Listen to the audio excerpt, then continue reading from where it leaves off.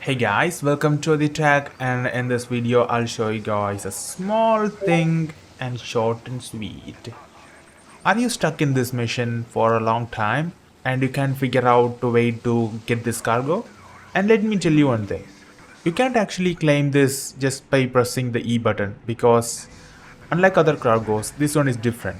But what you need to do is just press and hold the E button because you need to hold the E button until the progress is finished because it's a big cargo and you are getting lot of items from that. That's the thing you need to do to finish this. Because I had a small confusion about this and so I decided to make this as a small clip. And I hope this helps you guys. Feel free to like this video and share your thoughts in the comments below. And I'll see you guys in the next video Found all and your bye. shit, Juan. Good work, Danny. Now hurry up already. We need to get back to Clara's camp. That's what I've been saying.